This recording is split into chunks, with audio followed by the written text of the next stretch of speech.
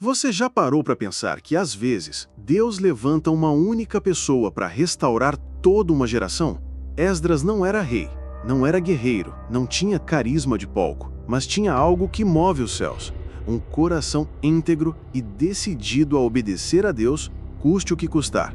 Ele não buscava fama, buscava a verdade. E por isso foi usado como instrumento de restauração em um dos momentos mais críticos da história de Israel. Enquanto muitos se acomodavam após o exílio, Esdras decidiu se levantar, colocar a palavra no centro e liderar uma volta verdadeira ao Senhor. Leia comigo. Porque Esdras tinha preparado o seu coração para buscar a lei do Senhor, e para a cumprir, e para ensinar em Israel os seus estatutos e os seus juízos. Esdras 7:10. O que você vai ver neste vídeo não é só uma biografia bíblica, é um chamado. Um chamado para você voltar o seu coração para Deus com arrependimento, firmeza e fé prática. Não basta conhecer versículos, é preciso viver aquilo que se crê. Esdras fez isso, e por causa disso, Deus fez através dele o que muitos jamais imaginaram. Se você sente que precisa de direção, restauração ou um recomeço, este conteúdo vai falar direto com você.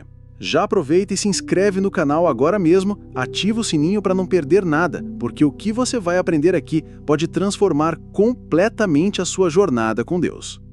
Quando Esdras surge na narrativa bíblica, o povo judeu estava saindo de um dos períodos mais traumáticos da sua história, o cativeiro babilônico. Depois de 70 anos longe de sua terra, exilados, privados do templo e da prática plena da fé, a identidade espiritual de Israel estava fragilizada. Esdras, como escriba e sacerdote, foi chamado num momento crucial, o de reconstrução, não só dos muros, mas da fé do povo. Ele sabia que antes de edificar qualquer coisa em outros, precisaria restaurar algo dentro de si. O versículo de Esdras 7:10 é como um mapa de prioridades. Ele preparou o coração, buscou a lei, praticou e só então ensinou. Isso mostra que a liderança espiritual autêntica começa de dentro para fora. Esdras não foi enviado como um político, nem como um general, ele foi como um homem da palavra. Isso já diz muito sobre o tipo de transformação que Deus queria realizar naquele momento. Uma restauração que partia da obediência à verdade. Na prática, esse preparo não era algo superficial. Esdras era escriba, o que significava que passava horas copiando, estudando e interpretando as escrituras com rigor. Ele fazia parte de uma linhagem sacerdotal, descendente de Arão, o que conferia a ele uma responsabilidade sagrada diante da comunidade. O que ele lia, ele vivia, e o que vivia, depois compartilhava. Nesse contexto, ensinar a lei não era um ato de prestígio, mas de serviço e temor. Essa disposição de aprender antes de ensinar contrasta com a pressa contemporânea de falar bonito, sem conteúdo vivido. Esdras entendeu que a palavra era mais que letra, era direção, justiça, correção. Ele não apenas decorava versículos, ele os absorvia. Isso é fundamental, principalmente quando se pensa que ele estaria diante de um povo traumatizado, que precisava mais de verdade encarnada do que de discursos vazios. Quando se olha para o contexto da época, percebe-se que Esdras viveu num tempo em que o povo precisava reaprender a ser povo de Deus. O templo havia sido reconstruído, mas faltava alicerce espiritual. Era como ter uma estrutura física sem a alma. Esdras, então, se posiciona como alguém que iria reensinar o caminho, com verdade, clareza e, acima de tudo, com exemplo. Ele sabia que sem a palavra no centro, a nação poderia facilmente se desviar de novo. Esse compromisso com a preparação espiritual não era algo passivo, era trabalho árduo, constante, disciplinado. Ele precisou abrir mão de conforto na Babilônia, onde muitos judeus já estavam estabelecidos, para voltar a Jerusalém e enfrentar resistência, oposição e indiferença. E mesmo assim não recuou. Isso mostra que o preparo para ensinar não é só intelectual, é emocional, espiritual, até mesmo físico. Exige renúncia. Hoje, em um mundo onde todos querem ter uma voz, Esdras nos mostra que a verdadeira voz nasce do silêncio do preparo. Ele não começou falando, começou buscando. Não se apresentou como autoridade, tornou-se uma. E isso é raro. Ele mostra que um coração moldado pela palavra tem mais poder do que uma multidão de palavras não vividas. Sua autoridade nasceu da coerência. E o resultado disso? A boa mão do Senhor começou a se mover a seu favor. Enquanto muitos judeus escolheram permanecer na Babilônia por conforto e estabilidade, Esdras decidiu voltar à terra da promessa. Não era um retorno glamuroso. Havia incertezas, perigos na estrada e um povo espiritualmente frágil esperando liderança. Mas ele foi. E Deus o honrou por isso. A integridade sempre custa algo, e Esdras pagou o preço com disposição. Quando se anda com retidão, mesmo em meio à tentação, a recompensa vem, não como prêmio humano, mas como resposta divina. Esse princípio continua tão válido hoje quanto naquela época. Viver com integridade é mais do que evitar erros grosseiros, é manter-se fiel mesmo quando ninguém está olhando. É decidir, por exemplo, não maquiar um relatório, não manipular uma situação, não mentir para o bem. São pequenas decisões que constroem uma vida sólida. E essa consistência é invisível que atrai a boa mão do Senhor. Não no discurso, mas na prática diária. Outro ponto importante é que o favor de Deus sobre Esdras não significou ausência de dificuldades. A viagem era longa e havia perigos reais no caminho, ladrões, conflitos, fraquezas físicas. Ainda assim, tudo cooperou para o bem. Isso nos mostra que integridade não nos isenta de problemas, mas nos garante que Deus caminha conosco por eles. A diferença entre alguém íntegro e alguém oportunista está na fonte de sua segurança. Um depende da proteção divina, o outro das brechas humanas. A história de Esdras nos ensina que não se trata apenas de ser honesto, mas de viver uma espiritualidade coerente. Ele não buscava a aprovação dos homens, mas a presença de Deus. E essa presença fez toda a diferença. O povo o respeitava não porque ele impunha autoridade, mas porque ele carregava verdade. E verdade tem peso. Integridade não grita, ela convence no silêncio da consistência. Na Bíblia, sempre que vemos a expressão "a mão do Senhor estava sobre", podemos esperar que algo poderoso está prestes a acontecer. No caso de Esdras, não foi diferente. Ele não buscou o favor dos reis, embora o rei Artaxerxes o tenha apoiado, mas confiou no favor que vem do alto. Esse favor não é conquistado com performance, mas com fidelidade. E fidelidade, no secreto, abre portas no público.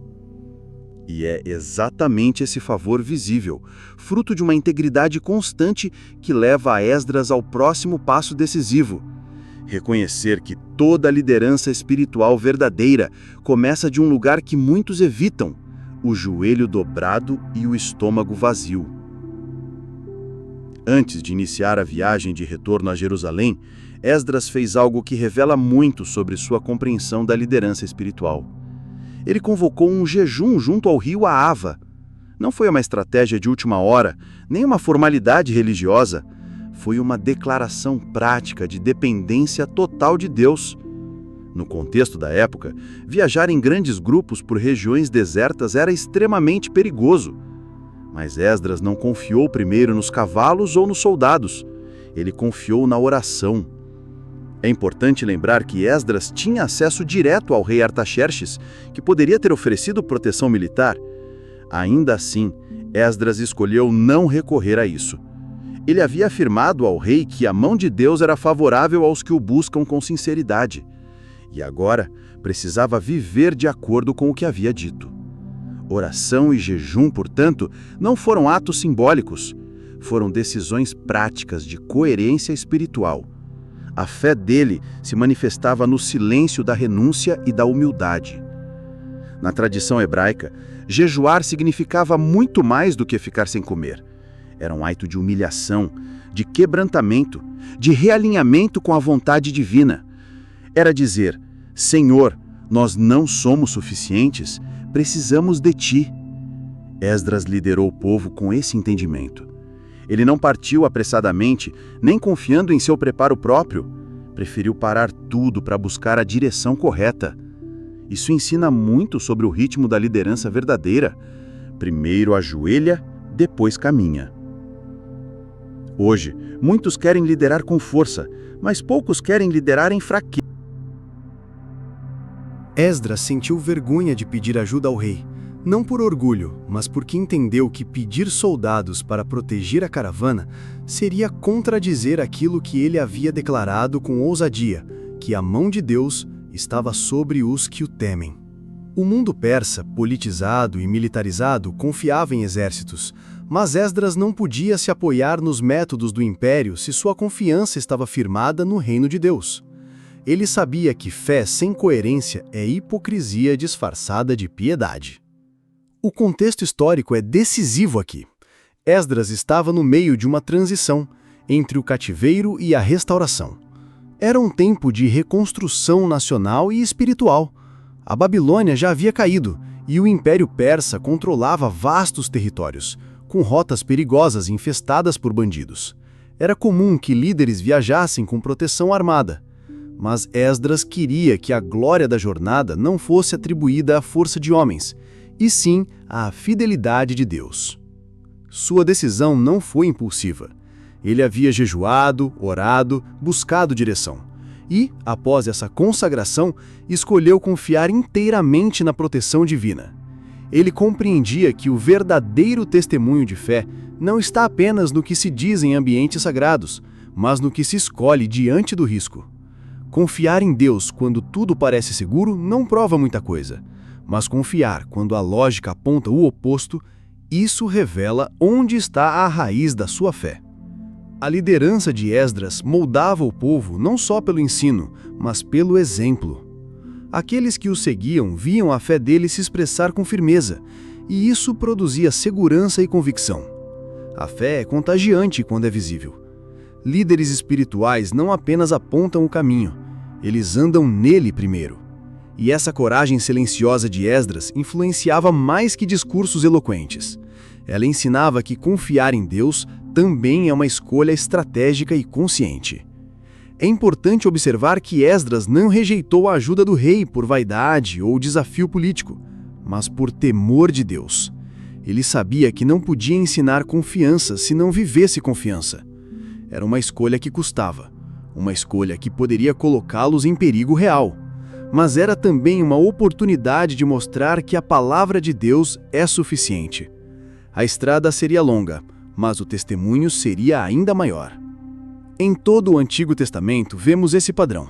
Fé provada é fé aprovada. Abraão subiu o monte com Isaque. Moisés estendeu o cajado diante do Mar Vermelho. Josué pisou no Jordão antes que as águas se abrissem. Esdras agora dava seu passo de fé, sem soldados, sem carros, apenas com a certeza de que Deus guarda os que o buscam. E é justamente depois dessa demonstração pública de fé que Esdras se depara com algo ainda mais desafiador: o pecado dentro do próprio povo. Porque uma liderança que confia em Deus precisa também saber como reagir quando a santidade é violada. E essa resposta vai exigir ainda mais do coração dele. Ao chegar em Jerusalém, Esdras se deparou com algo devastador. O povo havia se misturado com práticas e alianças contrárias à lei de Deus, incluindo casamentos com povos estrangeiros que seguiam outros deuses. Essa não era uma questão étnica, mas sim espiritual. O perigo estava em adotar costumes idólatras que haviam levado Israel à ruína no passado. Esdras não ignorou o problema, ele não o relativizou. Sua primeira reação foi visceral. Rasgou as vestes, caiu em pranto e ficou em silêncio, atônito. Esse momento revela o coração de um verdadeiro líder espiritual.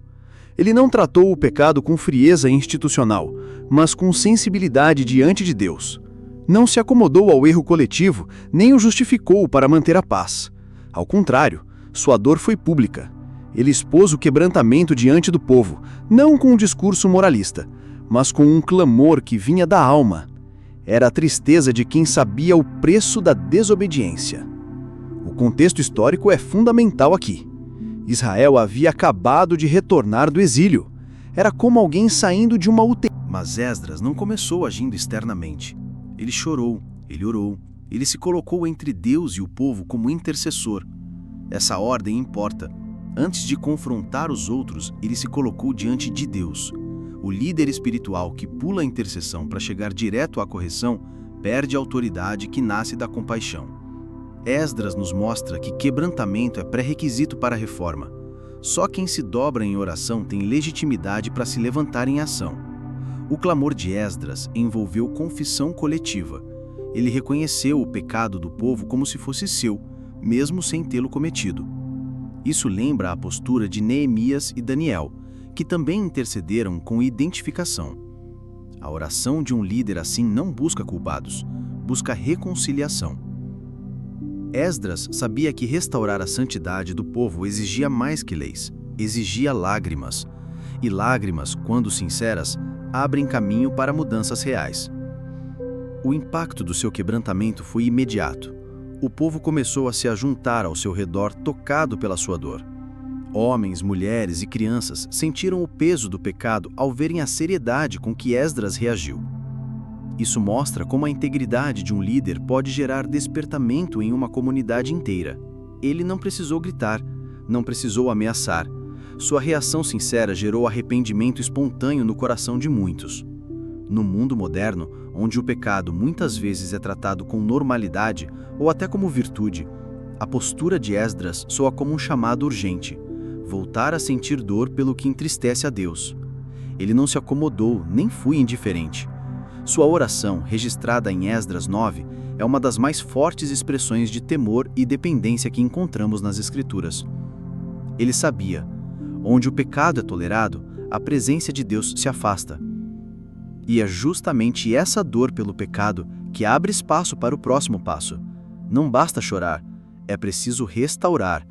E essa restauração verdadeira começa quando o povo não apenas ouve a palavra, mas a deixa transformar profundamente o coração e a vida. A restauração que Esdras tanto desejava finalmente começou a tomar forma quando o povo se reuniu para ouvir a leitura da lei. Esse momento, descrito em Neemias 8, foi marcante. Ao ouvirem as palavras da Escritura, o povo começou a chorar. Não foi um choro emocional sem direção, foi um quebrantamento profundo, fruto da consciência de que haviam se afastado da vontade de Deus. A palavra trouxe luz, e a luz expôs as feridas. O arrependimento nasceu da verdade revelada. O cenário era simbólico. Após anos de exílio, o povo agora estava diante do livro, com os ouvidos e os corações abertos. Esdras leu em voz alta, de manhã até o meio-dia, enquanto os levitas ajudavam o povo a entender o que estava sendo lido. Essa atitude revela que a verdadeira restauração não se baseia em slogans ou rituais vazios, mas em exposição fiel e compreensível da palavra. Eles não apenas ouviram, entenderam, e esse entendimento levou ao arrependimento. É impossível haver avivamento genuíno onde não há confronto com a verdade. Esdras sabia disso. O povo havia sido reconstruído por fora, mas ainda precisava ser restaurado por dentro. Por isso, ele não ofereceu entretenimento espiritual, mas a lei. O que despertou lágrimas naquele dia não foi manipulação emocional, foi a clareza de que estavam longe de Deus. E quando a alma percebe a distância, ela chora pelo retorno. Esse tipo de arrependimento é raro nos nossos dias. Muitos querem mudança sem renúncia, consolo sem correção, bênção sem obediência. Mas a palavra de Deus não massageia o ego, ela transforma o coração. Esdras não teve medo de confrontar, porque sabia que o arrependimento sincero é a porta de entrada para a graça. O choro daquele povo não era sinal de fraqueza, era sinal de vida. Onde há arrependimento, há esperança. E o mais belo é que aquele momento de dor logo se tornou um marco de celebração. Neemias os exortou: não fiquem tristes, porque a alegria do Senhor é a força de vocês. O arrependimento verdadeiro não termina em culpa, mas em restauração. É como podar uma árvore para que ela volte a dar frutos. O propósito de Deus ao nos confrontar não é nos esmagar, mas nos alinhar novamente ao seu propósito. E foi isso que aconteceu com Israel naquele dia. Essa história nos mostra que não há restauração sem retorno. E o retorno começa pelo coração. Esdras e o povo voltaram para Deus não apenas com lágrimas, mas com decisão. Comprometeram-se com a palavra, com a obediência, com a verdade. Hoje, esse convite continua aberto. Não importa o quanto você tenha se afastado, nem há quanto tempo. Se o seu coração ainda se quebranta diante da palavra, há caminho, há graça, há um novo começo. Por isso, permita-se parar, silenciar o barulho ao redor, ouvir novamente a voz de Deus através da Escritura, reabrir a Bíblia, reabrir o coração. Talvez você esteja tentando reconstruir a sua vida com suas próprias forças, mas sem um fundamento na palavra, tudo desaba. Voltar-se para Deus é mais do que uma decisão religiosa. É um ato de vida, de restauração, de reencontro com quem você foi criado para ser. A palavra não muda, mas ela tem poder para mudar tudo em você. Esdras viu isso, e agora o mesmo chamado ecoa até hoje. Volte o seu coração para Deus, com arrependimento, com sinceridade, com sede de verdade, porque é nesse retorno que toda a transformação real começa. E quem sabe, essa mesma palavra ainda pode reescrever a sua história. Se Esdras, sozinho, decidiu voltar seu coração para Deus e isso impactou toda uma geração, imagine o que pode acontecer se você fizer o mesmo hoje. Talvez o mundo ao seu redor não mude de imediato, mas algo dentro de você vai começar a ser restaurado. A pergunta é: você está disposto a rasgar o coração? Não as vestes. A buscar a Deus com profundidade e não apenas com aparência. A parar de negociar com o pecado e começar a caminhar com verdade e convicção? O convite está lançado. Volte o seu coração para Deus, não com medo, mas com fé, não por pressão, mas por decisão. A palavra que transformou a vida de Esdras ainda tem o mesmo poder, e ela está disponível para você. Que tal dar o primeiro passo agora mesmo? Se inscreva no canal, ative as notificações e caminhe com a gente nessa jornada de fé, profundidade e transformação. Tem muito mais vindo por aí e você não vai querer perder.